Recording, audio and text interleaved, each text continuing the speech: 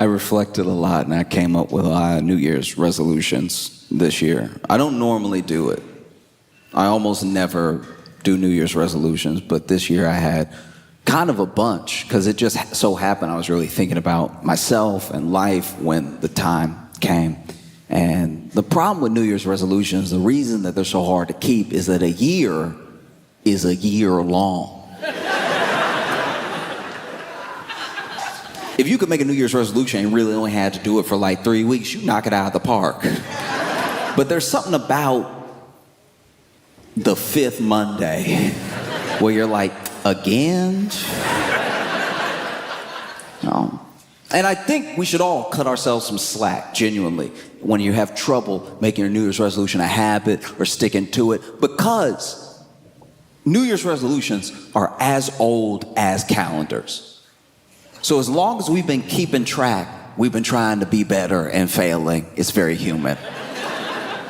And our New Year's resolutions, by and large, are things that we're gonna do or stop doing to stop hurting ourselves.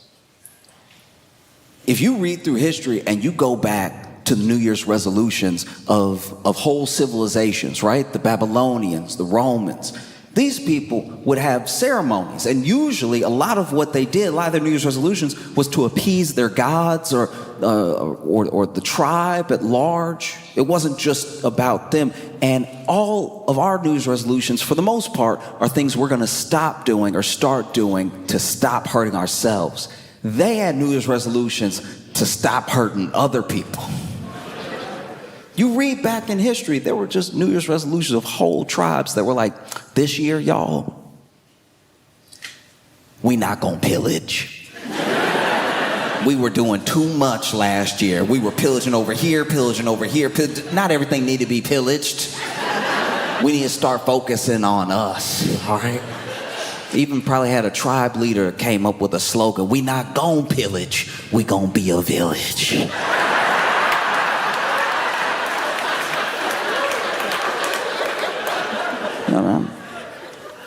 No, it's as old as time. And admittedly, there are some modern New Year's resolutions. I do know a few people in my life that have had to make New Year's resolutions to stop hurting other people.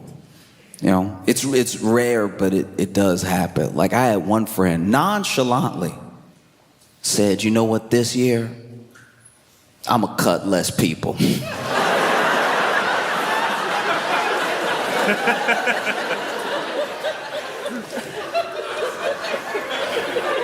First of all, I didn't know she was cutting anybody.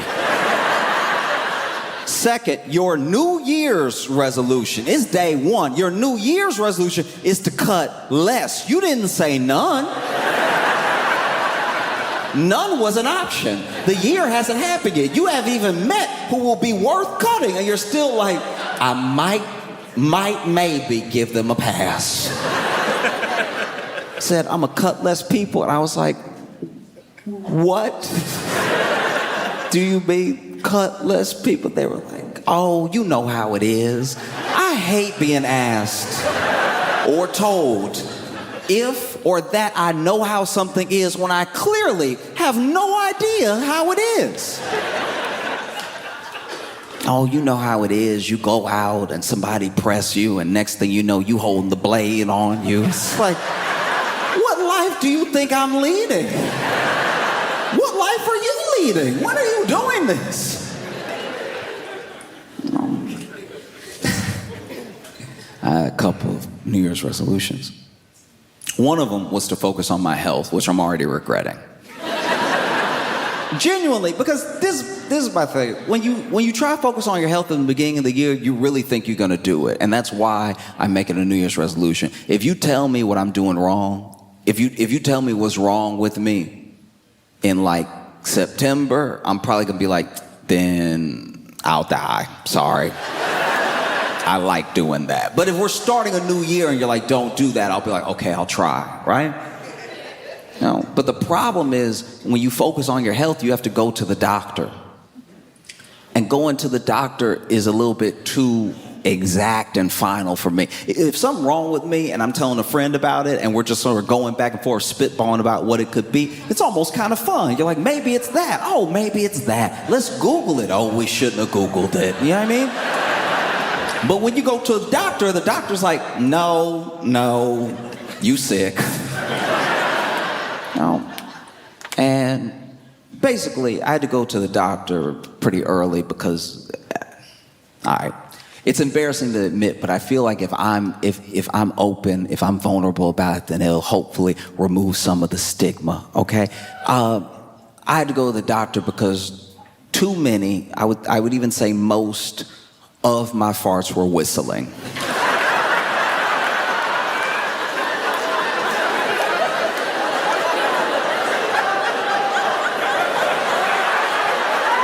Okay, all right.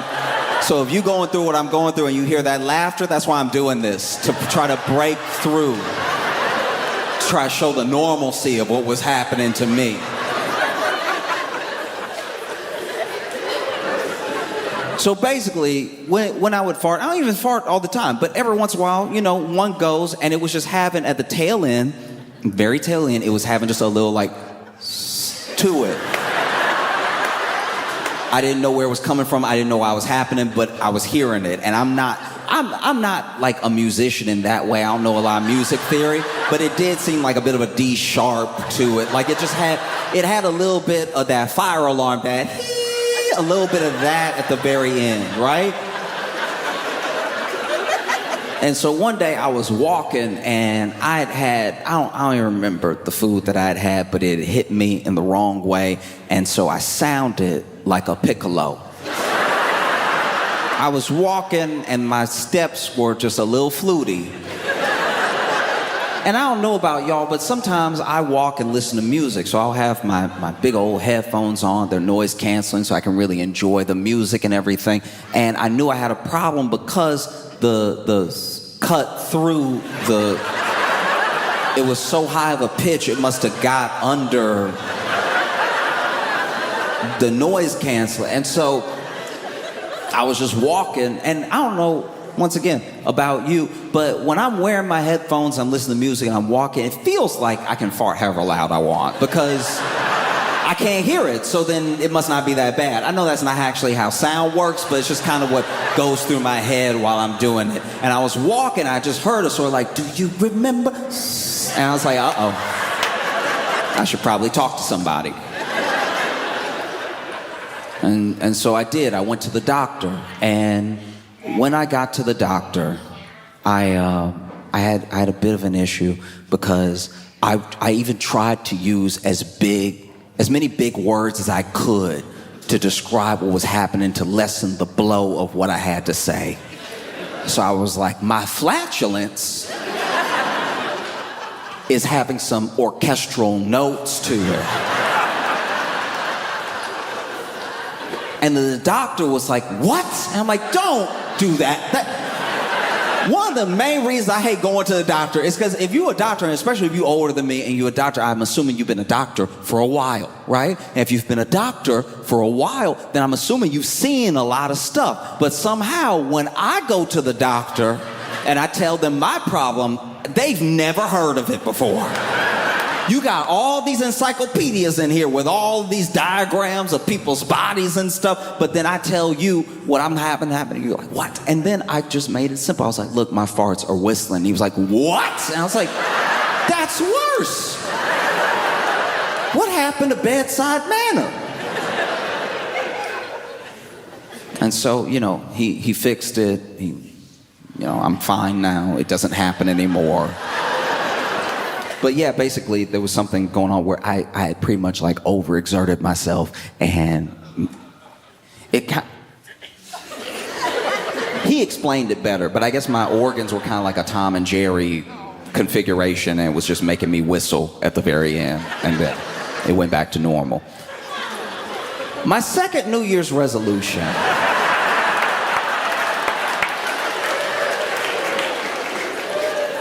was to be very mindful about what I do and say on a podcast. Now, I'm not perfect, but This has been the downfall of a lot of people. I'm not even saying that there's never going to be a podcast where I talk out of pocket. I don't know.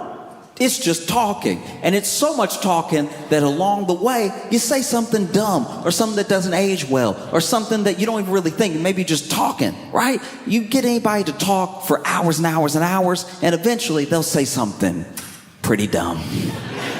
So I'm trying to be mindful about what I do and say on a podcast, because when podcasts started, before there was a ton of money in it, it was just one of two things. It was either people who had such a great rapport with each other that listening to them felt like listening with them, like being there with them and just having a party with your friends, and it was an interesting conversation that you felt like you were a part of, right?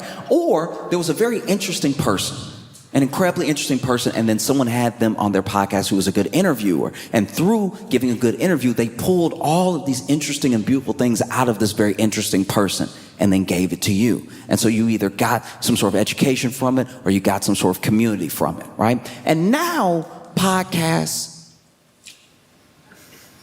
I think we made too many microphones.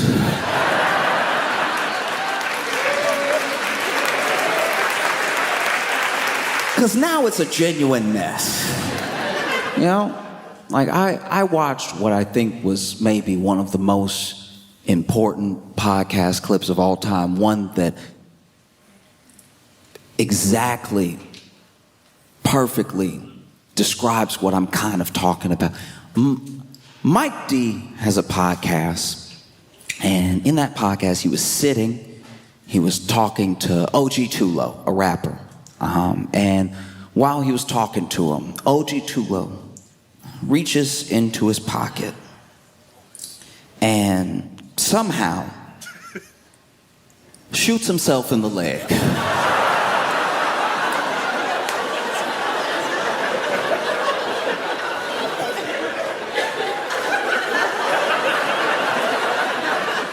I'm encouraging everyone to watch this clip because it's truly one of the most important moments in podcasting ever. I had so many questions when I saw this man shoot himself in the leg. First of all, what gun is little enough? But also, what pocket is big enough? Because you can't see a gun. He's literally got his hand in his pocket, which means there's a gun and his hand in his pocket. How deep are these pockets?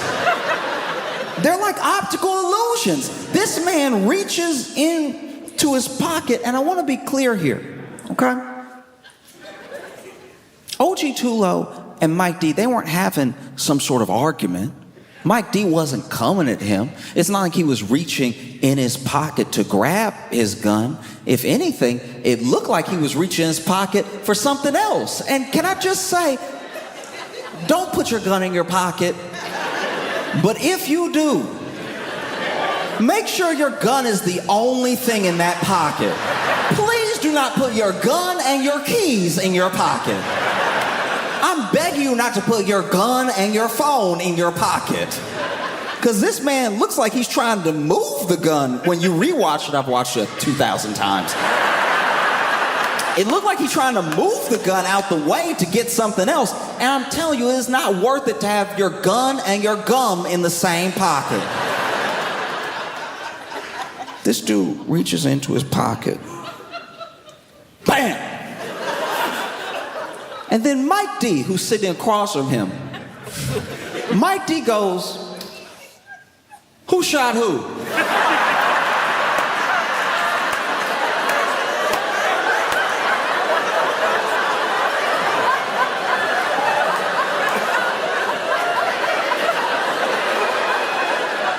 They're facing each other. He turns to the cameras out there where the people are, who I guess are producing the podcast. And he turns to them and goes, "Who shot who?"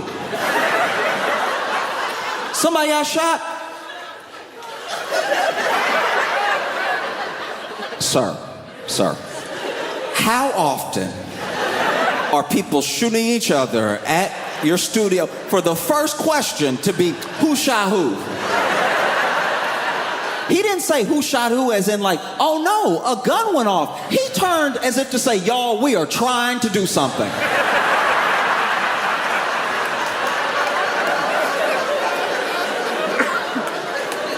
This man turns. Who shot who? Somebody got shot?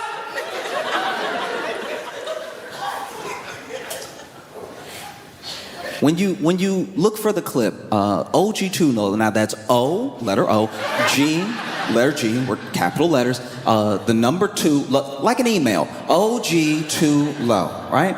OG2Low is fascinating to me because there are a lot of rappers who their name is not, it's not true to who they are as a person, right? But to his credit, OG2Low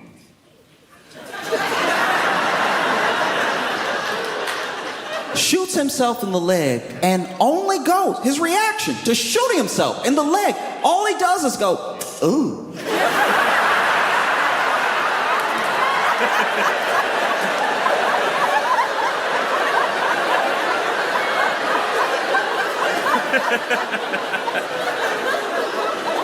This man doesn't cry, he doesn't freak out, he just makes the face you make when you drop a casserole, just,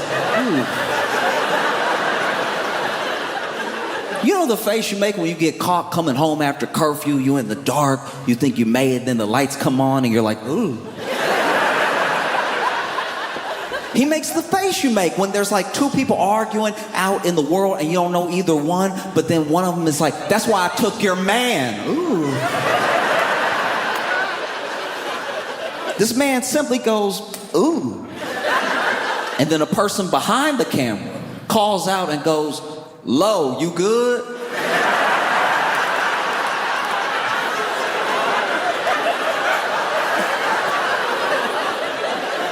There are a few things I hate more than being asked if I'm good when I should not be good. When I'm clearly, people wait till you hurt to ask if you're okay. And I understand the reflex question, but you just saw something very bad happen.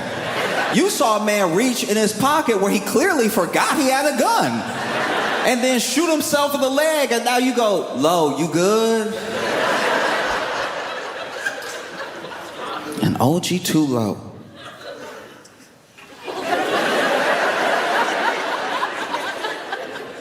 simply says, I think.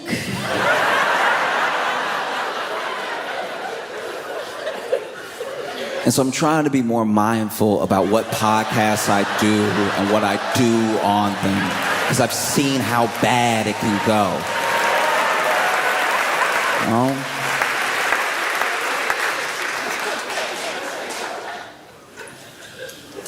Another thing, another New Year's resolution I had was to take better pictures of my male friends. Okay? As men, we gotta start taking better pictures. This is rough. We wonder why it's a struggle out here, but I'm telling you, I know good men. Not just decent men, I'm talking about good, wholesome men, father figures, father material, marriage material men who are out here taking pictures forehead first.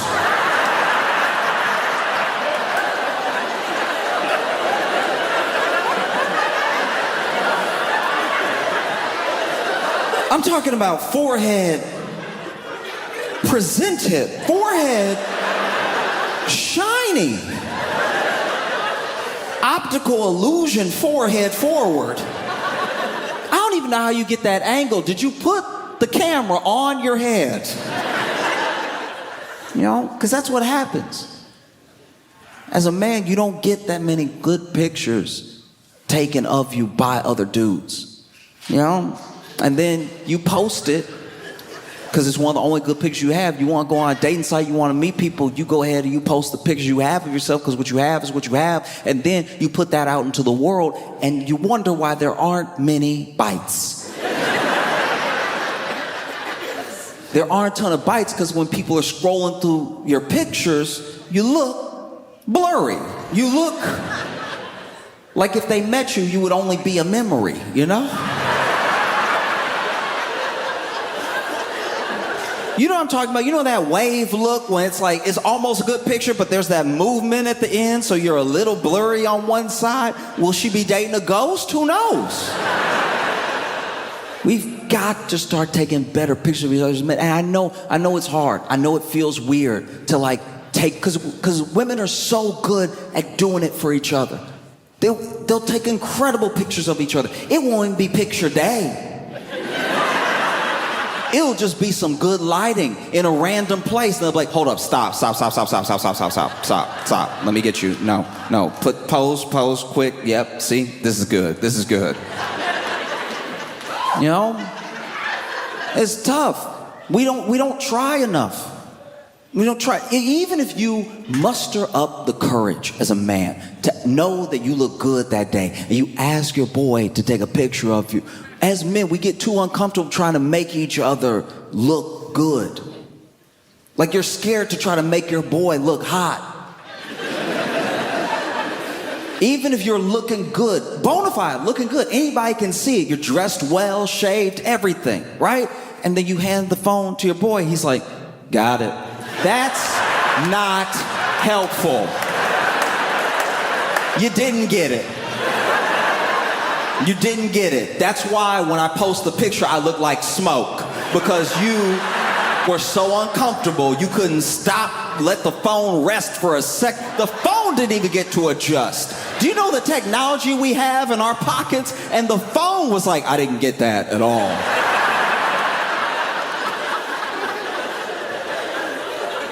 Women will do anything to take a good picture of their friend, especially when the friendship is mixed. Like when you're out with your male, female friends, and you're just walking, going to a restaurant, whatever, and then there's a moment where it's like, hey, this is good lighting, stop, let me take a picture of you. I've seen work put in. Because they love their friend. The things I've seen, it's not just one of these. I've seen women get angles for each other. Angles that it never occurred to me to get. The way that I've seen women work their knees backwards.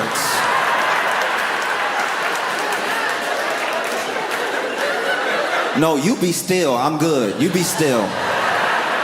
That's it right there. That's it.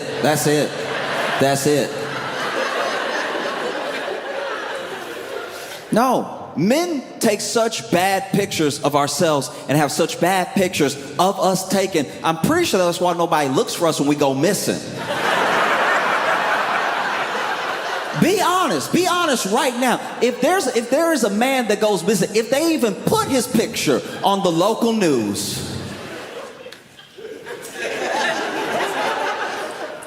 it's the worst picture of him if it's not a picture from high school. If it's not his high school picture with that bow tie or whatever, it's just him being like... And then you see the picture and you're like, I think he did it. I think he kidnapped him. That's what happened. I solved it. We don't need to look. That's why when you put a woman's picture on the national news, it's any picture. It's just a picture of her that's recent. And people are like, find her! Because it's a good picture.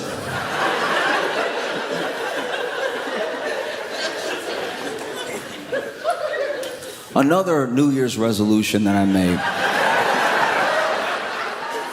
was to start making, how do I put this? I want to start having manlier mannerisms. The entire time I've been alive, I've just been moving the way I move because it's what feels natural to me in the moment, but I'm seeing every once in a while there'll be someone that comes into my life that shows me that actually, maybe not this way. When I was young, I was working this job, and there was a dude on the job who was he was in prison, and he was on work release. And he took me under his wing and was trying to teach me how to be more of a man. I didn't ask him to, but I also didn't really know how to take up for myself, so... I would do little things, and he would try to correct those things for me, right? And I remember one time I walked in the room, and it was pretty stinky. And because it was stinky, I tried to waft, in front of my face, like waft, like you would when it stinks. You're like, ooh, it's stinky, right? You know what I mean? Like, you've done this. Don't act like it was stinky, right? But the way I did it, my hands were too fluid when I was, because it was stinky, but I felt like this was more efficient to get it out of my face. I was like whipping it out of the way, right?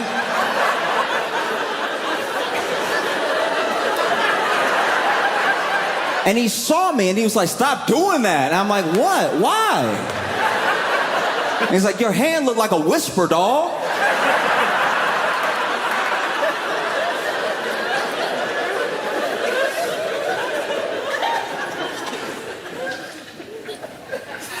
One time he tried to, dap me up, but he had big hands. And so when he did it, I'm not gonna lie, it hurt. And so I pulled my hand back, and I pulled my hand back like,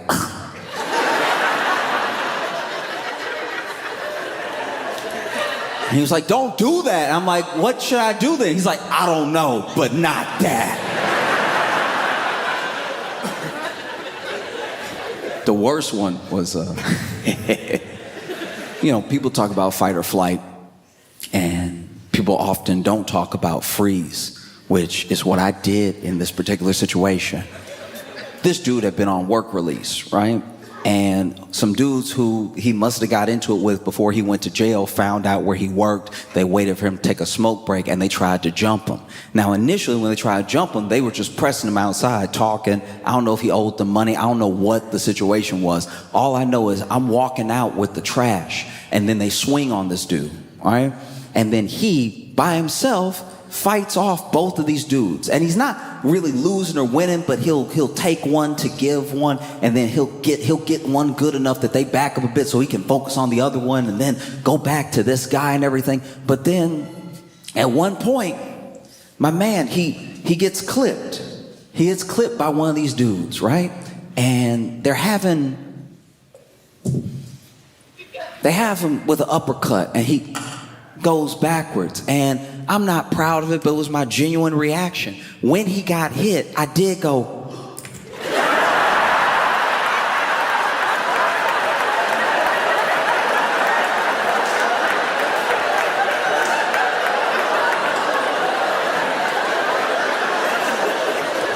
Because apparently I touch my cheeks when I gasp. I didn't know that about me either, but nothing had happened to make me gasp in a long time. So when it happened, I was like, oh. And people look at you different. When you do like a full Macaulay Culkin, when you hit them with the Macaulay, with the...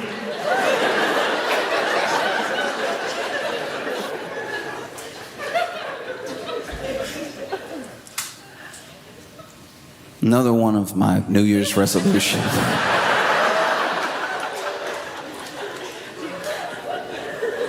is to take a break from Facebook Marketplace.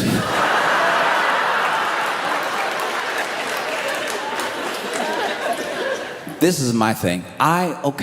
It's not even that I'm buying a lot, it's just everyone that I seem to buy off of on Facebook Marketplace I'm never meeting them at a good point in their life.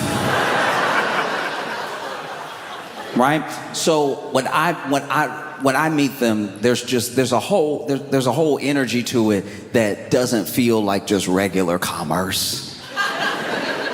As an example, I went over one time, I needed a bed frame, so I went to purchase the bed frame. Facebook Marketplace, I show up, right?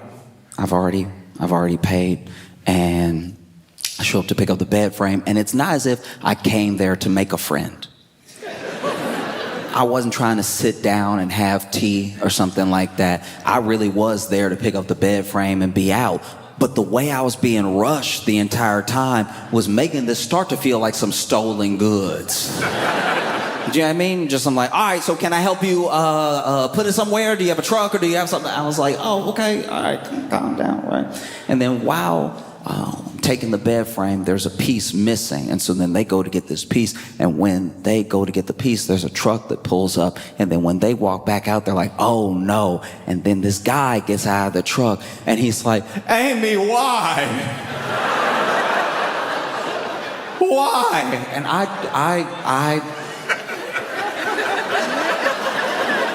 I'm just here for the bed frame. He's like, Amy, why?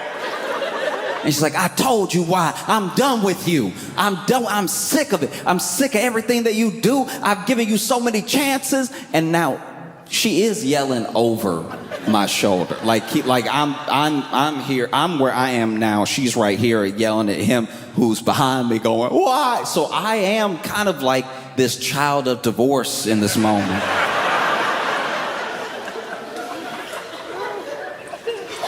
He's like, why? I told you why. No, but why, Amy?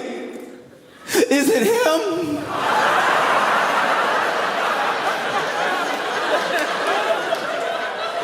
And I can honestly tell you right now, it didn't look like it would be me, because when he said, is it him, I went, huh?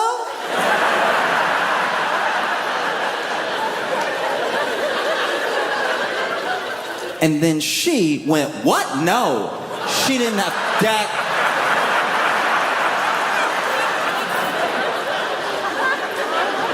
Now I'm looking at both, I'm like, huh?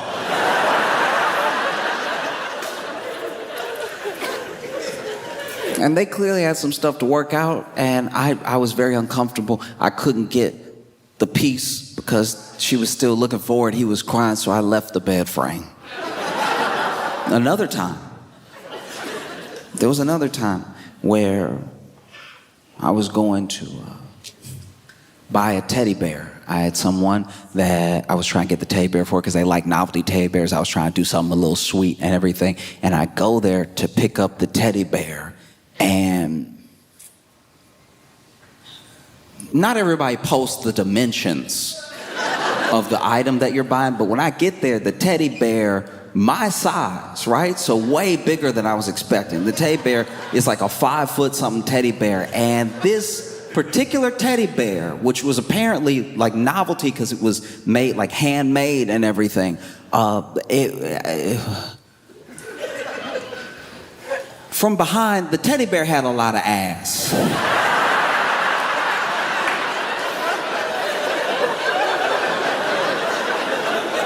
Like a twerkable amount of ass.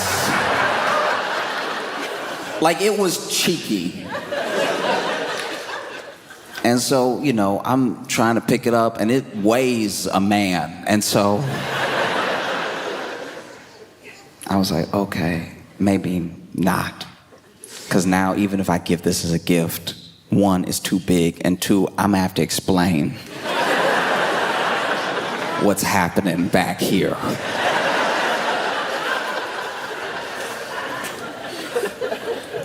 I went to buy a fridge one time, and I get there and I'm talking to this guy about the fridge, like where I should go get it, and he's looking at me confused.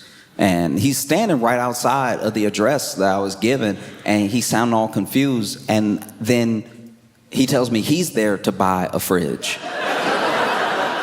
And then homeboy opens the door and basically invited us both to go ahead and haggle in person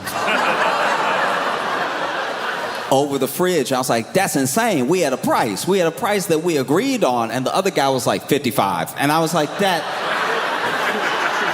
you're not helping our case at all. I'm not a good negotiator. I went to buy a couch. This should have been plain and simple. You're moving, I need a couch, you need to get rid of a couch, we're done.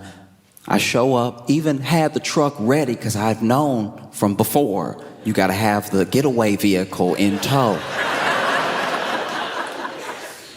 And sure enough, pull up, you know, we're carrying out the couch in pieces, cushions first, also like that, trying to get the couch lifted up out the door and stuff. And this man who is selling the couch keeps trying to upsell me on dolls that he made himself, and you can tell. He made these like knockoff porcelain Cabbage Patch dolls already freaking looking to begin with. They already look at you, no matter where you are in the room, they got eyes on you.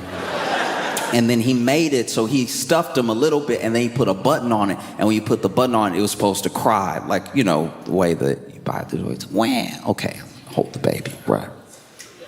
Except he must have recorded the cry. Because this doll's cry was haunting. You press the button on this doll to cry because he did it. No one asked him to. Trying to upsell us on these dolls while we trying to lift a couch that is apparently made out of lead because we cannot get it up. Meanwhile, he not helping, presses the button on the doll, and the doll, instead of a wham, wham, it gives a cry that screams 1800s horror movie. This doll presses the button, this doll goes, ah!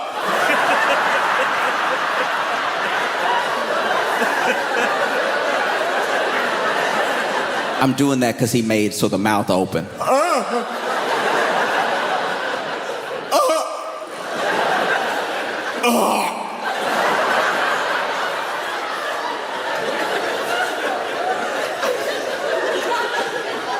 I was so genuinely terrified that I left the couch. That's why I need to take a break from Facebook Marketplace because I don't really leave with my items. I don't really...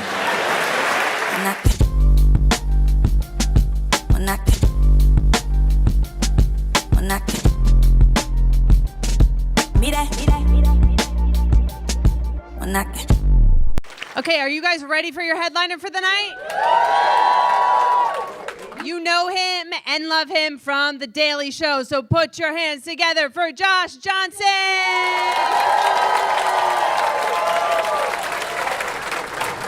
I've been trying to listen to more music because I think that obviously it's important to read, it's important to talk to people, but I think music has a special place where you can learn something. Sometimes there's something that you can get from music that you just cannot get anywhere else. It doesn't hit the same through spoken word, doesn't hit the same way through prose, through like reading it, because I think whether it's melody or it's rhythm, there's something that you open yourself up to when there's music that you wouldn't if there wasn't. Like, it's a hard thing to explain sometimes, but there are little things that are written that stick with me. But then sometimes there's things that are just sung. And maybe it's just because of the way it's sung or something. I like that lyric. Let me think about that more. And then you chew on an idea, right? Music is incredibly powerful. Like, I think about back in Louisiana, I know somebody who, she divorced her husband with a singing telegram.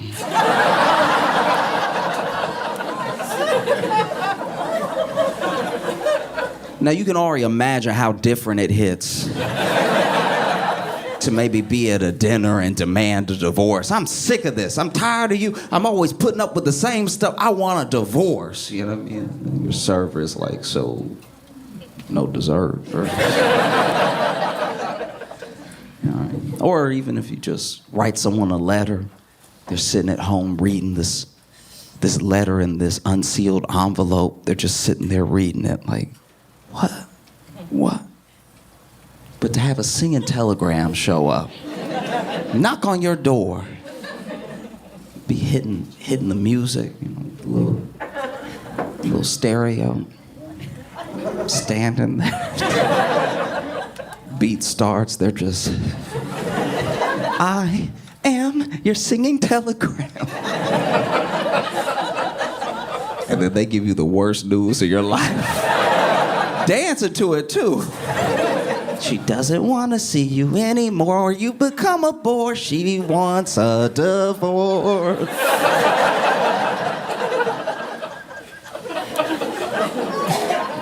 And putting his hand out for a tip.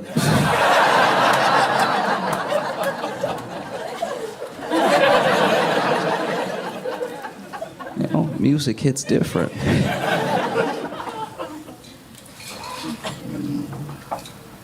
I think sometimes one of the most beautiful ways to remember somebody that you lost is through music. You know, sometimes you'll tell a story or something, and if the story doesn't hold a significance for a person, it just doesn't. They don't capture the thing that you captured when you talked to them or when the story happened. Maybe you had to be there, maybe you had to know the person. But when somebody leaves a song behind, that's like timeless in a way. We lost a very important person, legendary person. We lost Quincy Jones, right? And if you don't know who Quincy Jones is, just educate yourself. I mean, Quincy Jones is not just a legend, an icon of culture, of music, but something deeper, like understood. Quincy understood people, understood music, understood storytelling, right?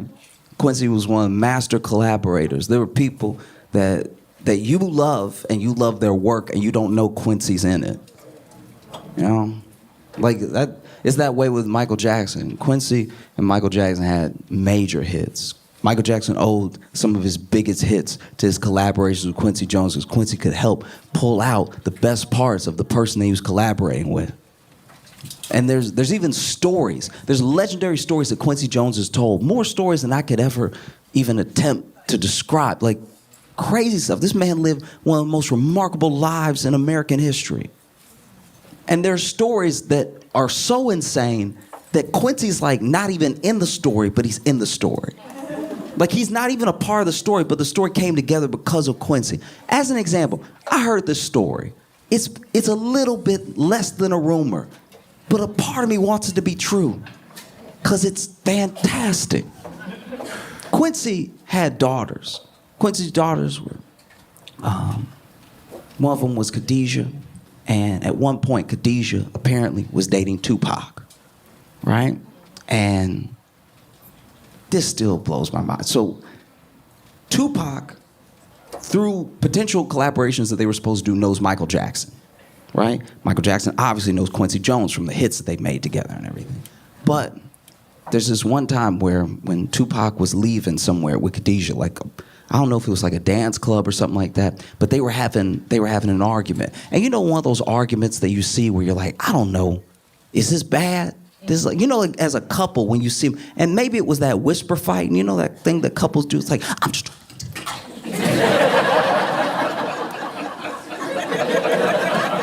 That's a big one at restaurants, you know.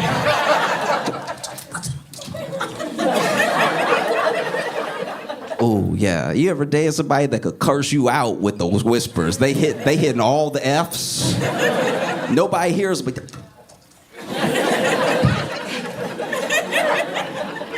And if you passing by, I don't know, is this a bad fight? Who knows? Or maybe they were having a screaming match. It doesn't seem like it because it seemed like kind of one-sided. Like Tupac was very annoyed with Khadijah trying to get her to come along and everything. And we've all been in a situation, if you've just been out, where you've seen a couple argue and you're like, is this bad? Do you know what I mean? Like you've been in a Walmart parking lot.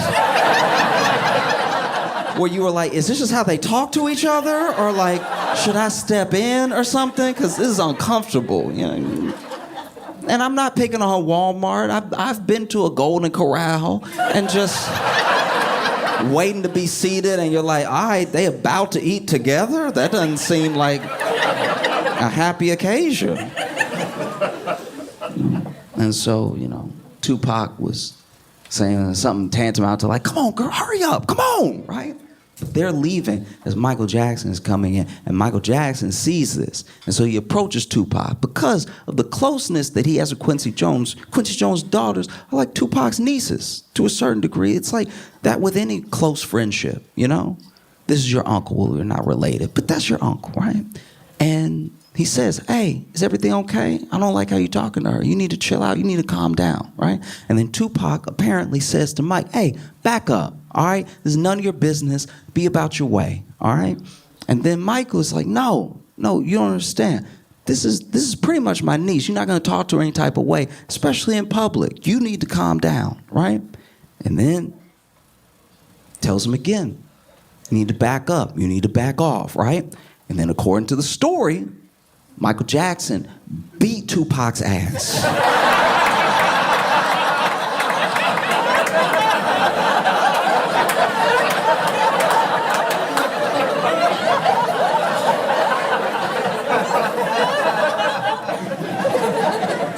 I know how it sounds. But this is my thing.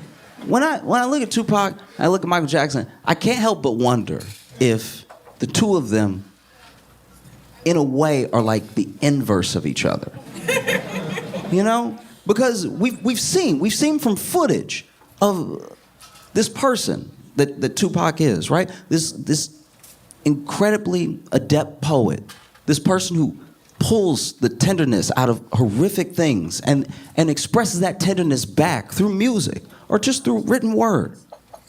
That type of poet, that person is in some ways a sensitive person, like a sensitive soul. Maybe not soft, maybe not, but there's someone who clearly has a sensitive side that they can access.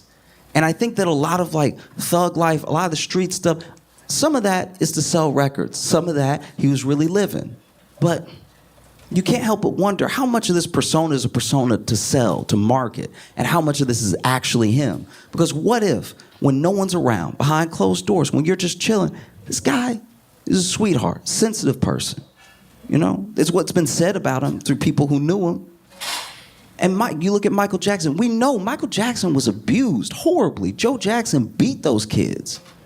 And you go through your life like that with abuse, it can harden a person. And maybe behind closed doors, when no one was around, maybe Mike was like a little bit more hardened than we like to believe. So imagine that. You're fighting Michael Jackson.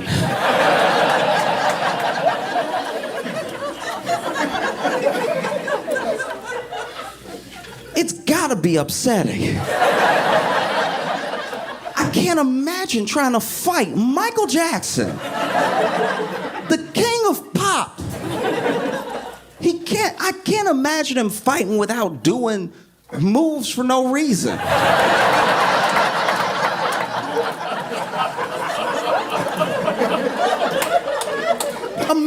Imagine trying to fight Michael Jackson and he punch you, but he moving his leg.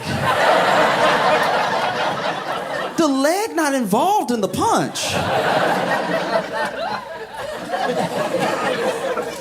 You have the king of pop, right? And you have Tupac. Tupac is on the Everest of hip hop, right?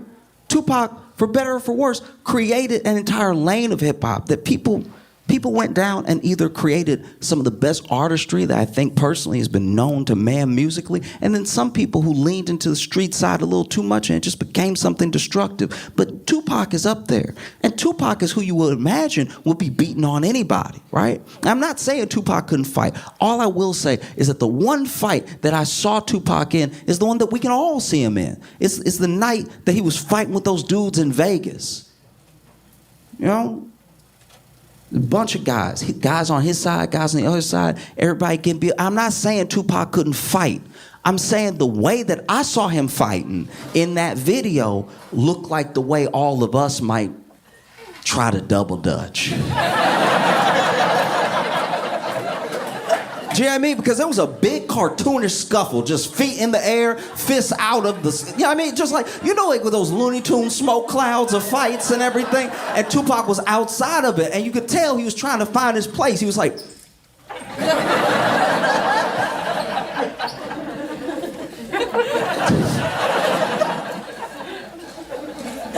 and now, you're fighting Michael Jackson. Someone so horrifically coordinated. He hitting you and then pop it and lock it. Doing all these extra moves and stuff. Michael Jackson probably the only person in human history that could be beating somebody's ass and sound like he getting beat at the same time. Just, he punching you, kicking you, and then he the one be like, ow!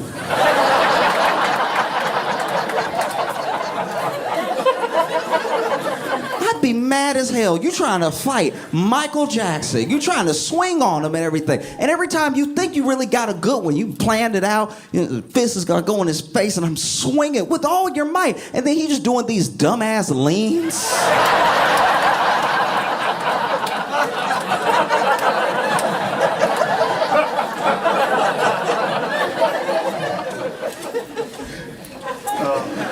It's gotta be terrifying. Trying to fight Michael Jackson, he got enough cardio to dance for 3 concerts.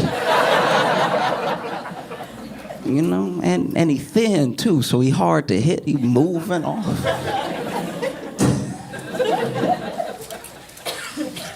You swinging at him, he's saying stuff to you, words that don't make any sense. Tamagotchi.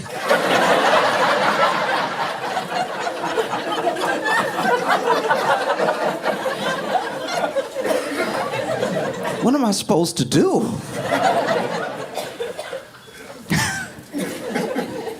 Whispering to you.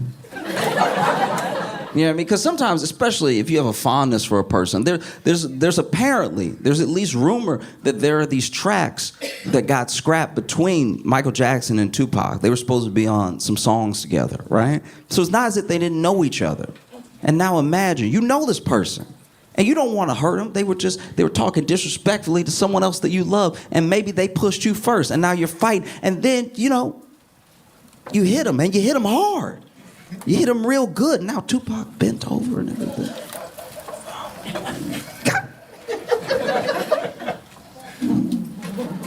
Michael Jackson, I don't even want to say it, but he's like, "Are you okay?"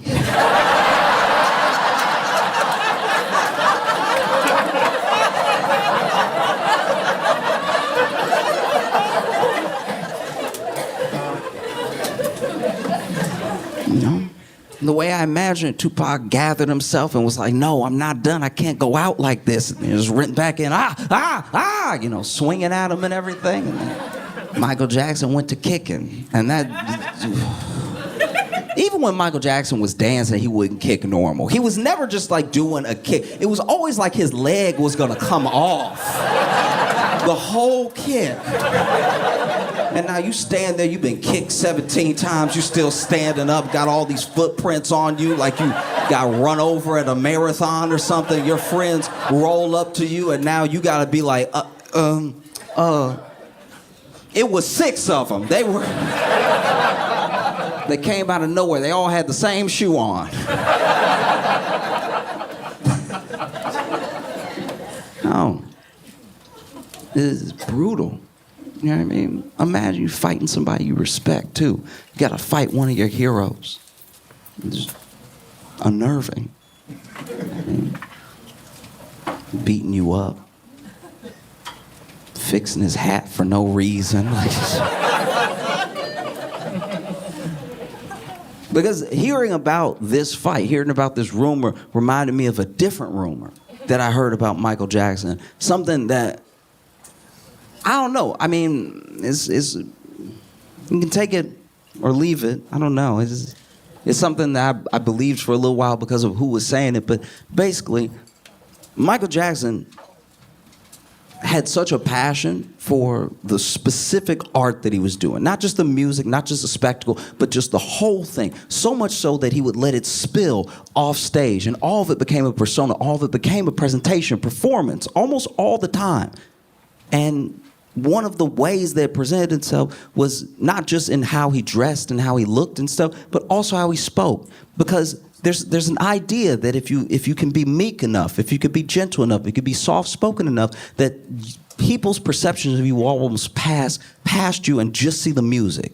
If you're not this big, larger-than-life character, if you're not getting in trouble all the time, maybe if people can just see me as this, like, the same kid that they fell in love with, now just making bigger and better things, maybe they'll love the bigger and better things I have to make, right? And so there's a rumor from a few different people who knew Mike well, who would chill with him, sometimes just out by themselves when there was no risk of being seen by the public. And they said that voice, the voice that we know as Michael Jackson, the voice that's been, imitated over decades, was not his voice. That's what they said, that if you were hanging out with Michael Jackson, you just chilling with him at his house, he actually had a way way more like level register than that, which is something that shocked me, because I was like, wow, imagine putting that much into a performance, that it's like off stage and it's everywhere, it's everyone that you meet, you're shaking hands with people, you're meeting people, and that's still not quite you. You're still putting it on a little bit, right? But now imagine you're fighting Michael Jackson. And not only is he beating your ass, but every once in a while he's like, come here, bitch. Like,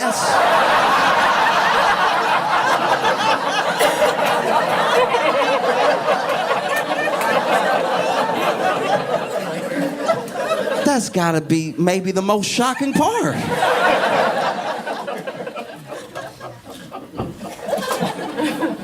I don't know what I would do. You're fighting Michael Jackson, and he's making 3 different noises at the same time. He got a low one, he got a high one. He's saying weird stuff. Not only do you have to fight Michael Jackson, you got to fight a possessed version of Michael Jackson, I'm assuming, because you've never heard him talk like this. No. That's one of the funniest images I have in my head, is Michael Jackson punching you in your forehead and they'd be like, what's up, nigga? Like, that's... No, what's really hood, dog? What's really...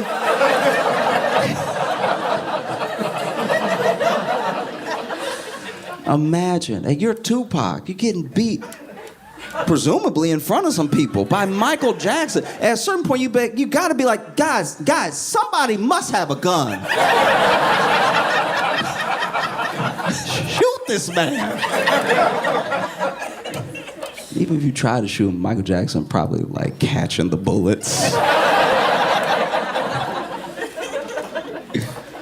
Well, maybe he knocks you down. You laying on the ground. You ever seen somebody get beat?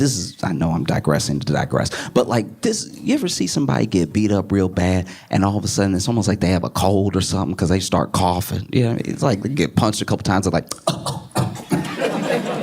and then Michael Jackson rolls you over with his foot, you know. Walks around you all disrespectful, just fixing his belt and stuff.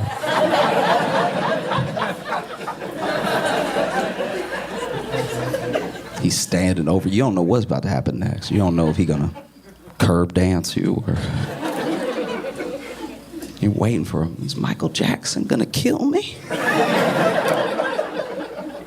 And then he's looking down at you.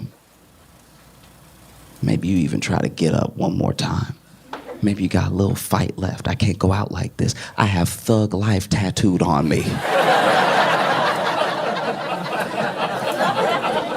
Give it all you got. You swinging at Michael Jackson. You kicking at him and stuff. And you got to worry about extra.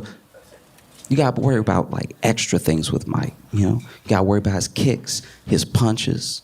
You know, you also got to worry about his pelvis. He also moving that all weird and stuff. Imagine somebody punching at you and then just.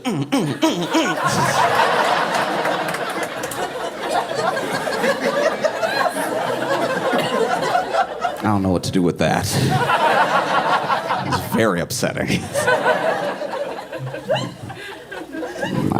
Michael Jackson punches you down to the ground again. You hit the ground. You're like, this is it. He's going to kill me. And he's standing over you, towering over you. And when you're waiting for him to hit you with that death blow, he just goes.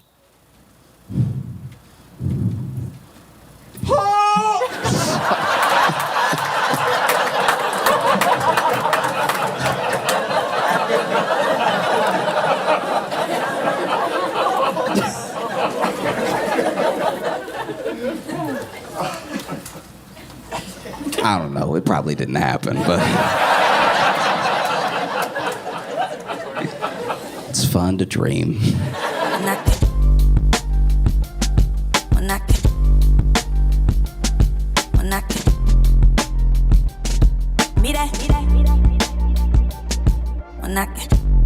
Make it loud right now for my friend Josh Johnson!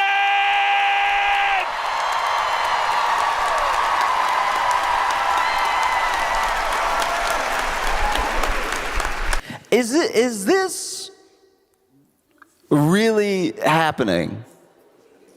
is this really happening? Was a thing that I found myself saying. I was with my friends and we were hiking, which was a mistake.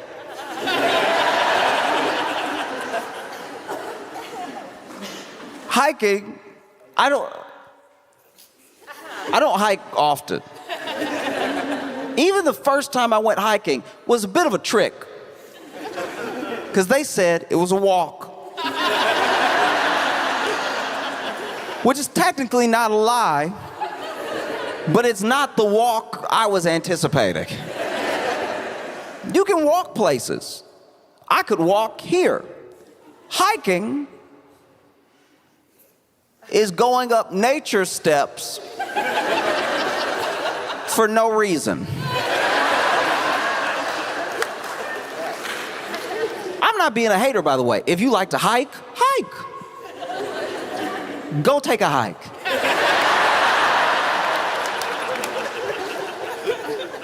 But if you want me to hike with you, I don't know why. Maybe I'm just good enough company that they're like, oh, we'll miss them. Let's hike together. As soon as I'm walking up, we have a problem. I like a walk. I like to go on a walk. That's how they got me. As soon as I'm walking and the steps are not, we've figured out steps.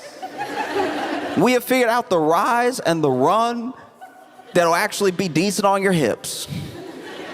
You want to get some exercise? Walk up that thing that Rocky ran up. This thing, I was like, eventually I'm like, where are we going? And they're like, to see the view.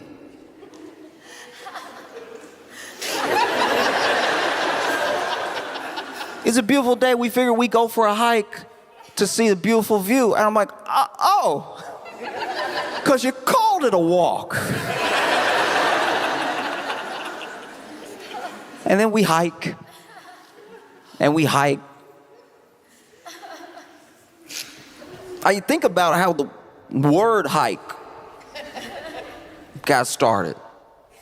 It's probably somebody going up for no reason. Seeing somebody coming down, because that's the other thing. Whenever you go hike, there'll be people who already hiked that you'll see on the way, and they'll give you hope.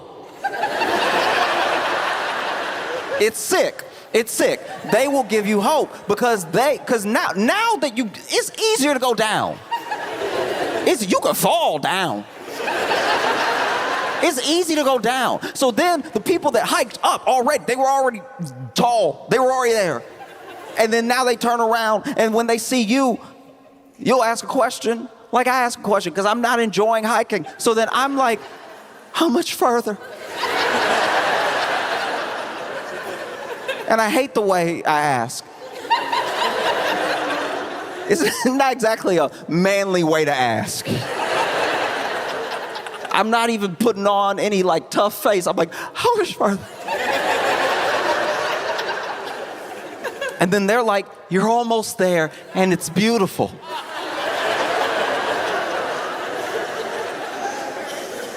Two lies in one sentence.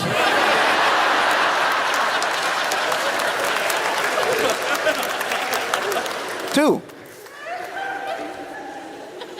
It feels like you're almost there to them because they turned around. They're going down now. It's easy.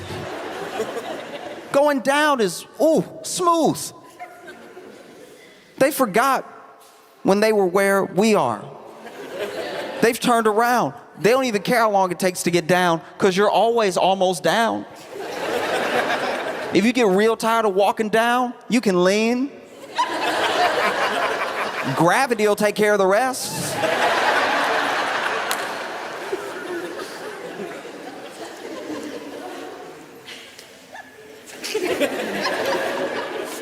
It's gonna be beautiful. And then you keep walking. And then eventually you see another person. And you're like, that's crazy.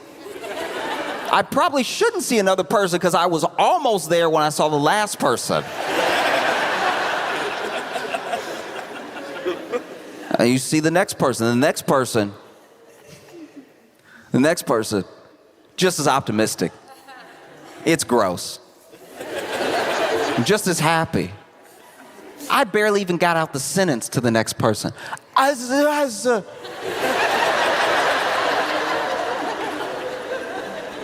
much further.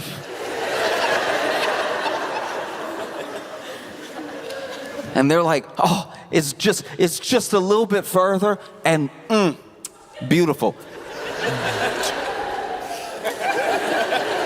Don't ever do that for anything but food. Don't stop acting like you can taste experience. The view, like. Did you walk up with your mouth open? Why? What's wrong with you? And luckily, this person, this liar, had a friend, a reluctant friend, a friend like me.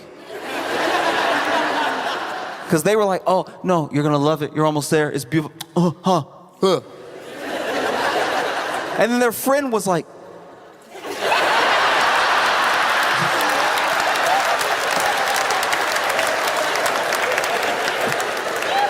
friends over here. Which is also crazy. I was like, why would they just telling us with their eyes? Like, clearly, I don't know. It felt like they were in a relationship. Or one of them was trying to be. Like, that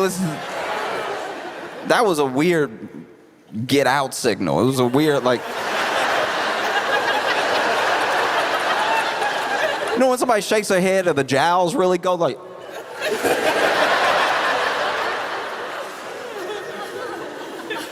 We go up. We go up. We go up. And then I see another person.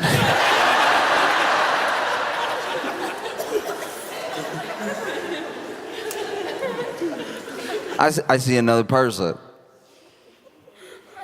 And they're coming down. And when I see them, I'm like, I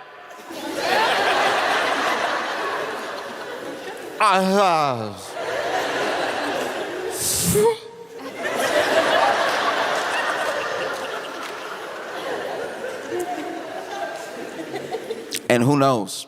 Maybe it was like looking to them. Maybe we were having a very specific moment. Maybe they used to be like me because they somehow, genuinely, they somehow understood me. And they were like, it's right behind me. Kept walking down. And then we get up there and I see the view. That is cloudy.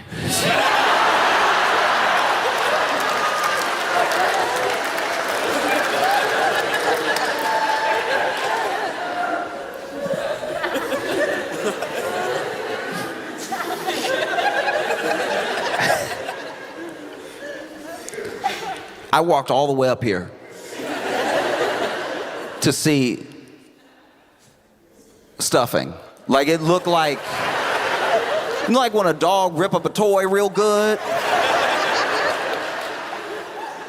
Bunch of white clouds, some gray. I didn't know we walked this high. At one point I had to ask myself, I'm like, am I still alive? Like this.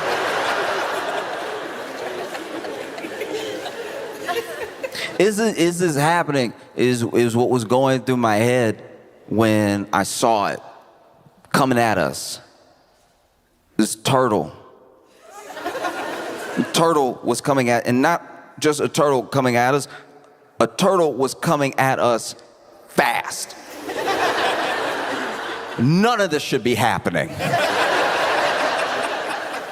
I'm at the top of a mountain with a fast turtle locking in on me.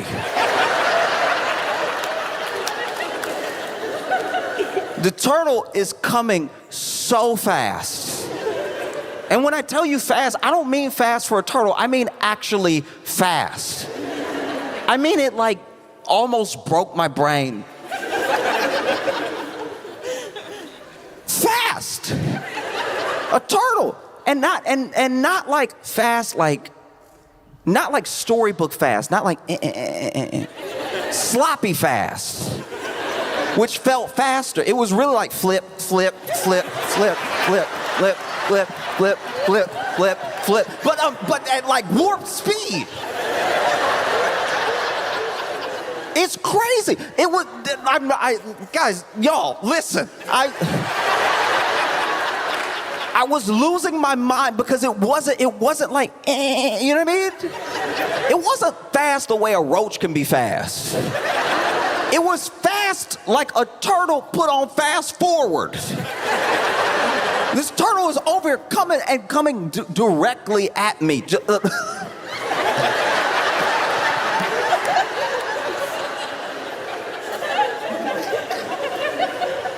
And so appropriately, I scream.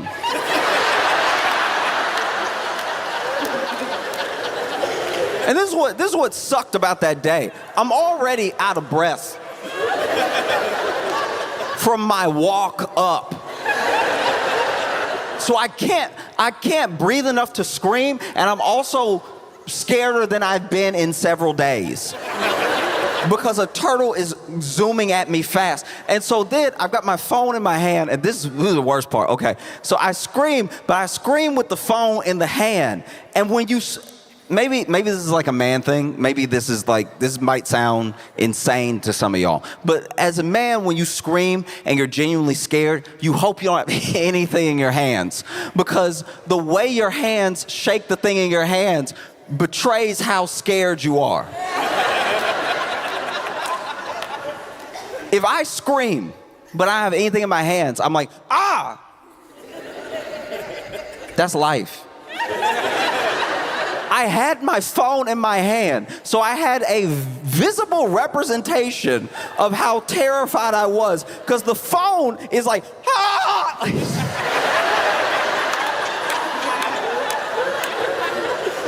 If the phone had moved a centimeter in my hand, it'd be like, he's not even really that scared, he's just surprised. The phone moved easily a foot and a half. Ah!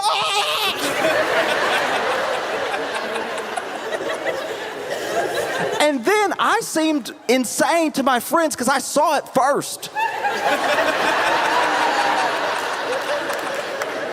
So for them, I'm someone who they admittedly tricked into hiking, and I was huffing and puffing, and everyone we saw was like, how much further? How much further?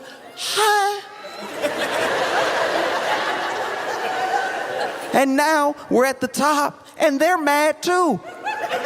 All they see are clouds. We probably shouldn't have done this. There's plenty of places to exercise. And then they're looking out at this disappointing view, and they hear, ah!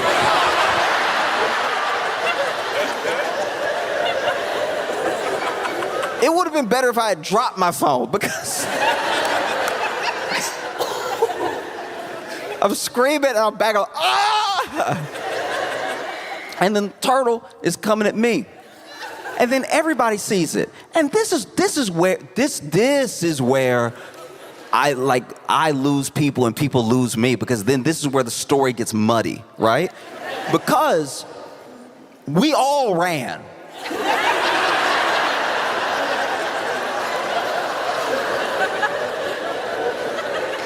Everybody ran. I turned around, everybody with me. So we were all scared. And everybody ran, right? But then, after we run, after we're safe, now they want to tell me that wasn't a turtle.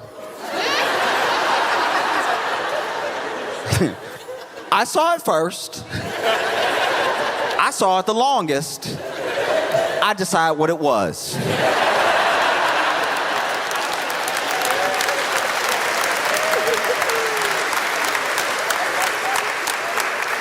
And I'm not even saying I decide what it was because I'm always right. I'm just saying I think I should get to decide what it is because I was staring at it the longest and it was coming right at me. Terrifying stuff, you know?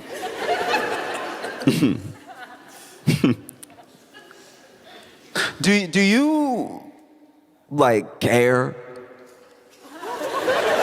Do you, like not about that? Do you like do you?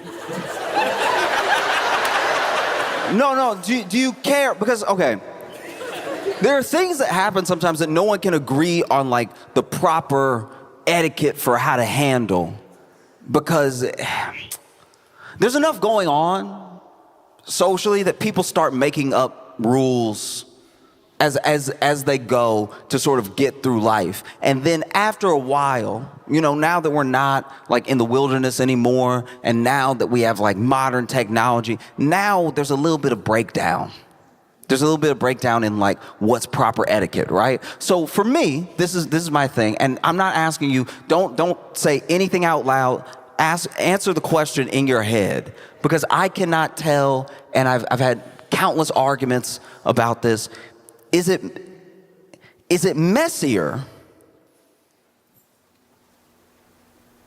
to answer the phone on speakerphone and not tell somebody they're on speakerphone? Or is it messier to call somebody knowing you want to talk mess and there's a possibility of being on speakerphone? It's hard to tell. They're both not good. It's happened many times. Many times I've been in the car with somebody and they throw speakerphone on. They either are, trying to drive responsibly, or they just love answering on speakerphone because they love having their hands free and they don't have their AirPods in or whatever, right? One time,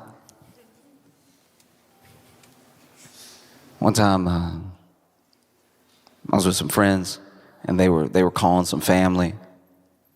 We're in the car and family member picks up, but it's not who they call. It's the kid. The kid calls, it's like, hi. And we're like, hey, how you doing? Like, oh, I'm good. And this kid doesn't care that they're on speakerphone. They don't have anything to say that's like, hush hush. But they're like, what are you doing? And the kid is like, oh, I'm just eating hot dogs and sitting on toilet.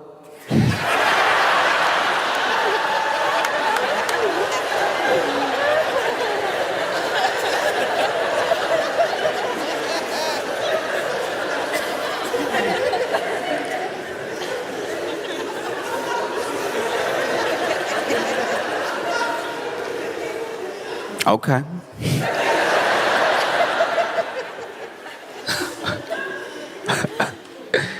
Okay. Good talk, buddy. Many times it's been, conversation, calling, answer, speakerphone. I personally think that if I call you and you pick up and I'm on speakerphone, speakerphone should be my last name. You're on speakerphone should be my last name. Hey, Josh, you're on speakerphone. A simple warning. And I'm not even like messy like that, but still, what if something happens in real time? I should know when I'm in mixed company and when I'm in the company of the person that I called. I wasn't in the car for this one. But, okay. Let's just call them,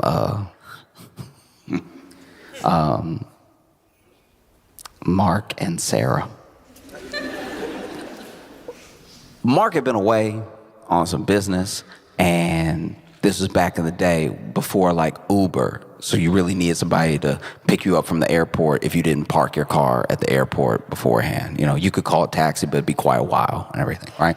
And so Sarah's mom picked up Mark at the airport, and they had schemed together to surprise Sarah with him being back in town early, because she was already supposed to have a little picnic with her mom, and it was just going to be one of those picnics where it's like the mom comes and she's like, who's that behind you? It's Mark. Oh, wow.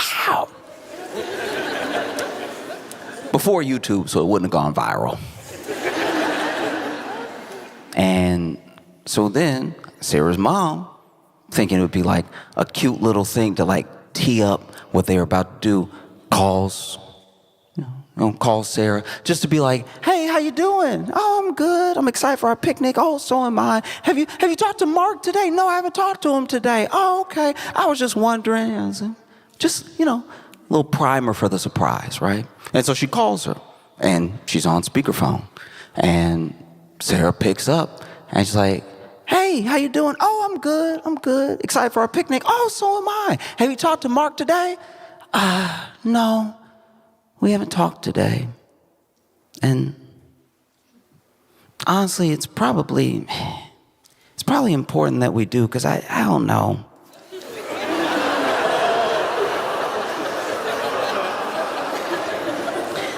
I don't know. I don't know. I feel like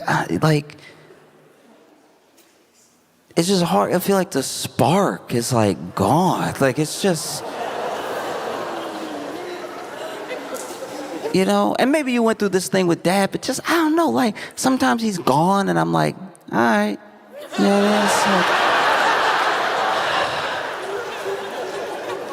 This doesn't really feel like it used to or anything. And even when he gets back, I'm like, not that excited. I should be more excited.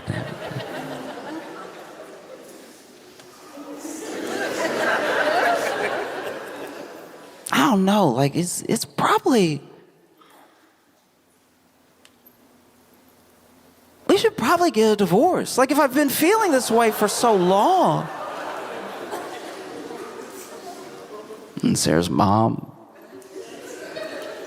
looks over at Mark like, ugh.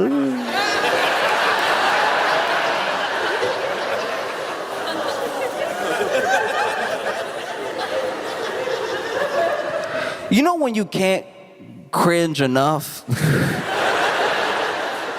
I've never been driving for it, but like I imagine that steering wheel was going through it. She had to be gripping that thing.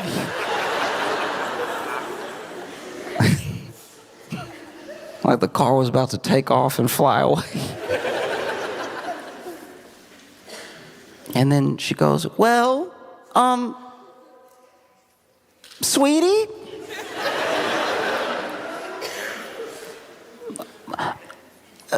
Mark's with me now. And Mark goes, hey, honey. Then she goes, oh.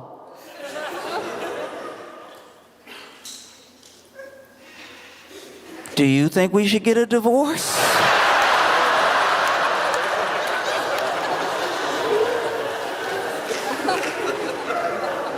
And it's like, do you even care that you're on speakerphone? Like,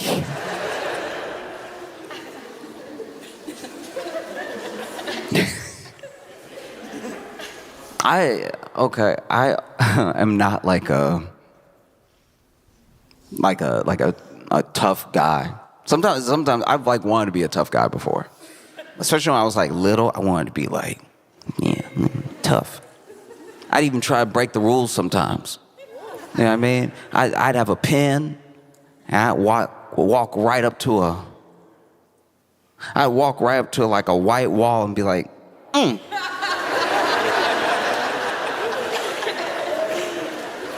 Vandalism. Deal with it.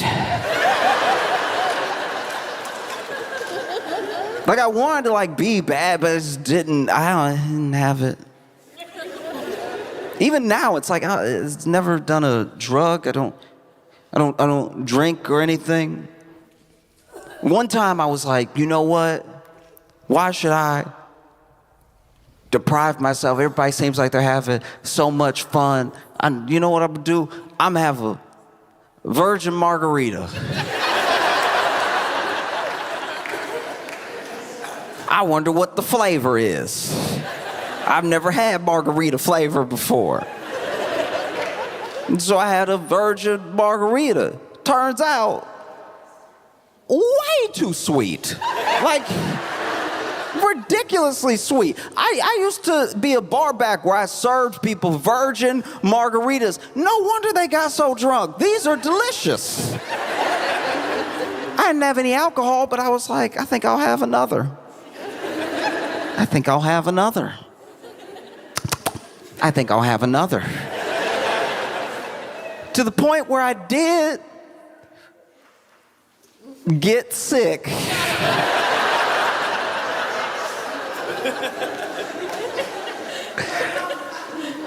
I got sick off virgin margaritas.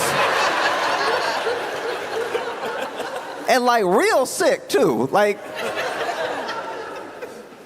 called my friends. I was so sick. I was with some friends. I called other friends.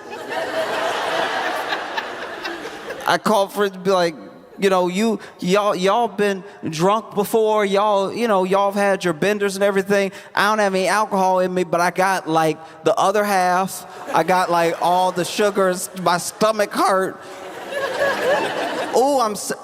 And like, look, I don't like that it happened, but I was not throwing up. I was just saying ooh a lot because it felt like I was gonna throw up, so I kept being like, ooh,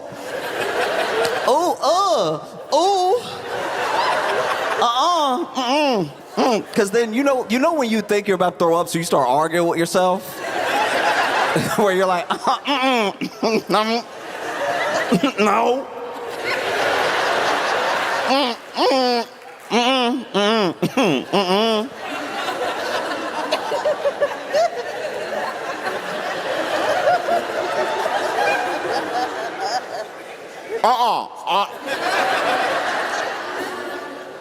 I'm telling my friends, I don't, and they're like, do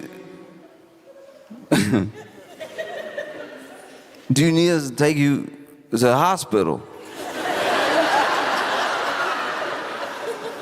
I don't know if I'd live it down. I don't know if I could live down being rushed to the hospital off virgin margaritas. Maybe having to get my stomach pumped off virgin margaritas because I ingested a childish amount of sugar.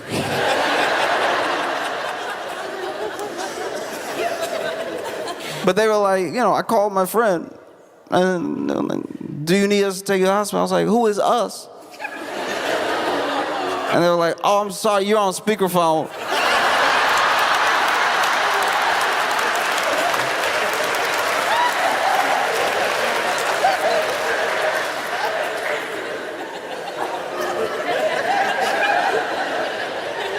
There's no way to take your cool back off speakerphone. I was so embarrassed. I was on speakerphone, and then I muted.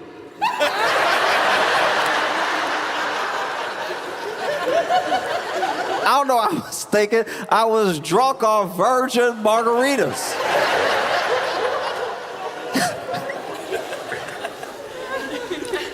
Oh.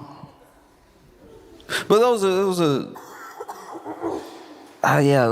the things I've been thinking about because I've been watching what's happened. Whether you like Jimmy Kimmel or not, whether you watch the show, whether you care about his show or him, or like, it's television. I've heard all the excuses. The excuses came quick. Because this is unprecedented. And when things are unprecedented, you wonder should you do something? And you don't have to do anything if there's an excuse. You don't have to do anything if it's okay. I've heard people, I'm sure they were losing money anyway. No. I don't really like what he said. What'd he say? This thing was a long time coming because of how he's been acting. How has he been acting? Help me understand. Because the thing about free speech, especially like free speech warriors, you always have to be careful Who actually cares about everybody's speech? Who's an actual absolutist? And who's just trying to like get in? Who's just trying to sneak in? You know? Because there are some people who have some heinous things to say, and they want to be able to say those things, and they use free speech as their anchor. That's their end. They wedge themselves in that way. But then, when it's their turn to talk, what they actually want is for other people to not be able to talk. That's what they've wanted for a long time.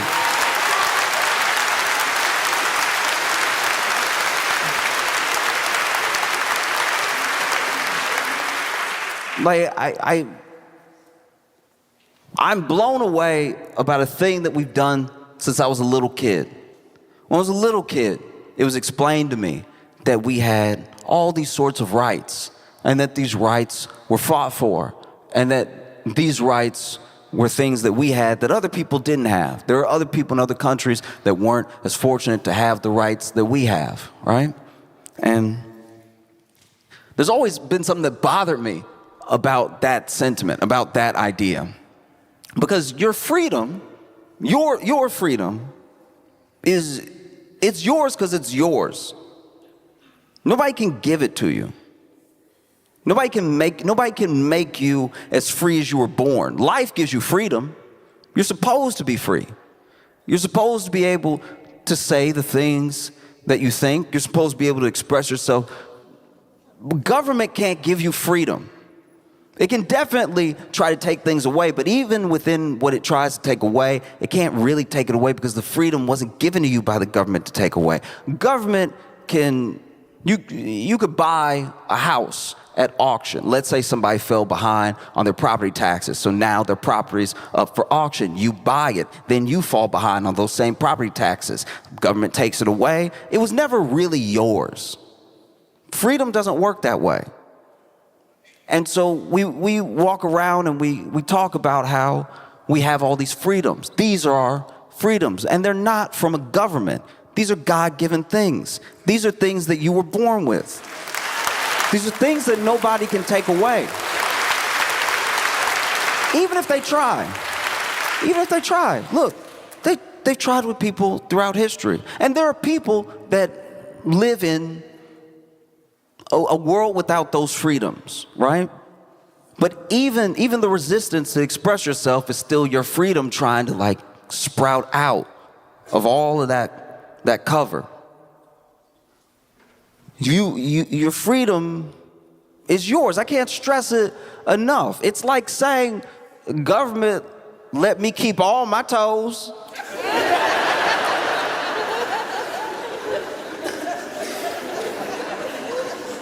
Well, the government can only try to take away toes. They don't really hand out toes. It feels like you're giving the government an awful lot of credit. It's your freedom. It was given to you by something that outlasts all of this stuff. You know what I mean? And it can't really be taken away. You can be manipulated, and you can be scared.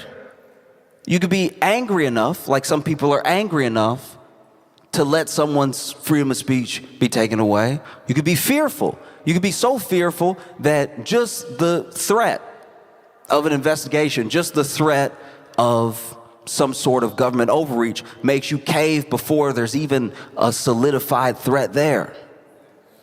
You know, you have a fear, you have an anger, you can have a hate that goes deeper than an anger. You can be so confused about what's going on, you just want someone to make a definitive statement about anything. You'll just go with it because you hate not knowing, you hate uncertainty. And then you see something like what happened to Jimmy Kimmel happen. And then you see people ask, is this really happening? Because it was never supposed to be able to happen here. And it's because of a lie that we told ourselves. We told ourselves that every country and everyone was different from us. Which is why we don't recognize ourselves when things that are only supposed to happen in other places happen here. You know? That's like That's low-key the American way. The American way is to be like, well, look, of course it would happen there. It's because they're not over here. And it's like, no, whatever it is, happened over there because it could happen anywhere, especially if you're not vigilant, especially if you think that things won't happen to you just because. There is no more just because. Is this really happening? Yes, it's happening. As wild as it may seem, as surreal as it is, you know, it's coming, and it's coming fast, like a turtle that shouldn't be on a mountain.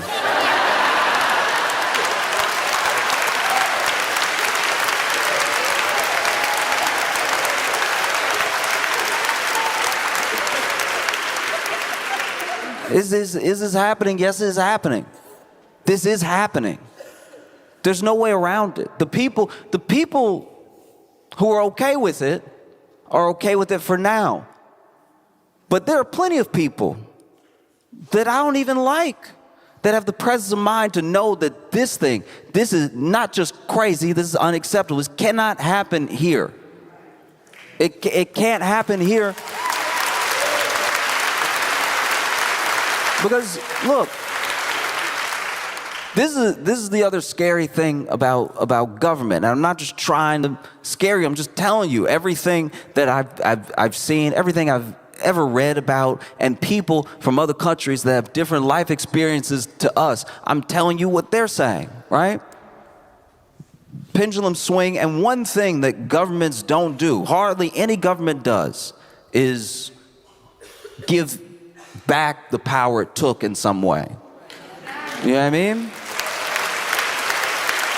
If you give over to fear, if you give them these things, they will be given and taken for good. There's no way around it. And we've already seen you cannot do enough. You will not be good enough. You won't be complacent enough. You can't placate enough to make it stop. It will not stop. They came for a white man with money.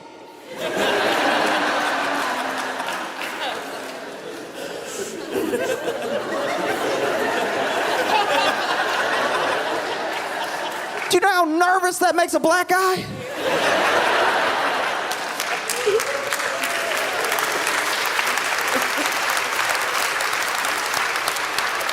They came for a white man with money that really didn't do anything. And when I say really didn't do anything, people can go back and forth about trying to cherry pick or like the phrase of a thing, or here's what I thought he said when he said whatever. That does not matter. That actually gets us into a conversation we shouldn't even be in, because it shouldn't even be on the table, all right?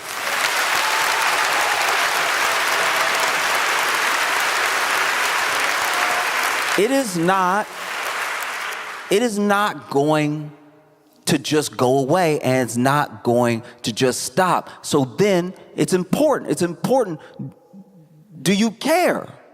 Because if you care, that's very different. If you're scared, it's understandable. Plenty of people are scared. People with money are scared. ABC was scared. Disney was scared. You know Disney. Oh, you know Disney.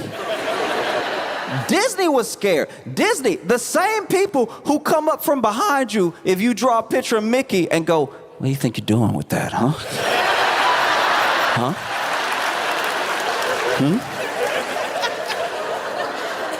We'll change the fair use laws and we'll make this illegal. Those people were scared.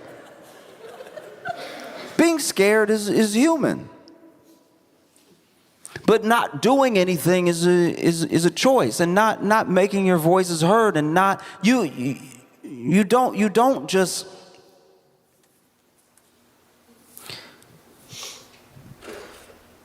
just take for granted what's happening. I think that there is, in my opinion, not enough alarm bells sounding. You know what I mean? Because we all saw it. But it's like in a hush, in a whisper. And I'm wondering why that is, because this man still loses in court. Just today, a judge threw out some $15 billion defamation lawsuit against the New York Times. When these things go to court, they don't not just win, they don't prevail, they don't proceed, because under the law, they are illegal, you know? And any sort of strong arming by the government should really, really, really sound the alarms for any citizen. Pendulums swing. Governments do not give back power that they've taken. 9/11 was a long time ago. When did we get our privacy back? You know what I mean? So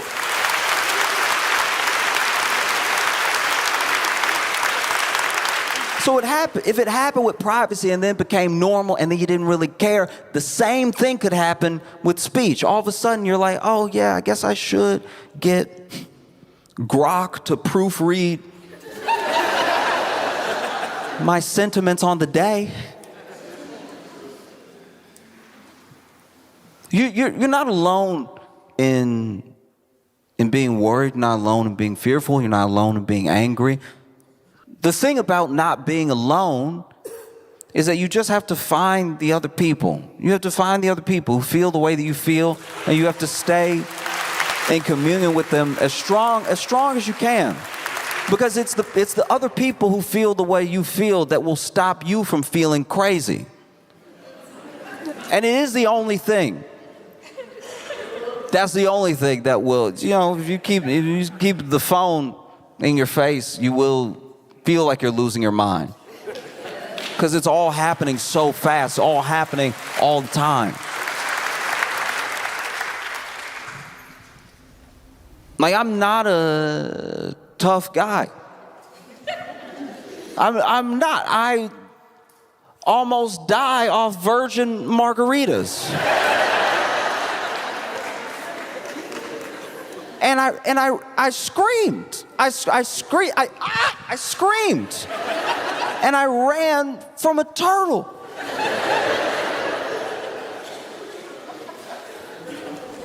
But I can't run from this, and neither can you.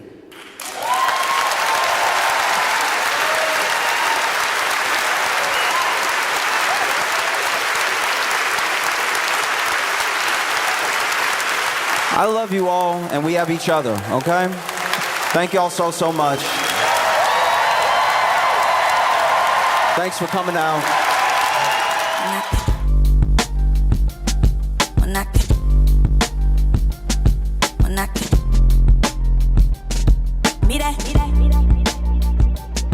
When I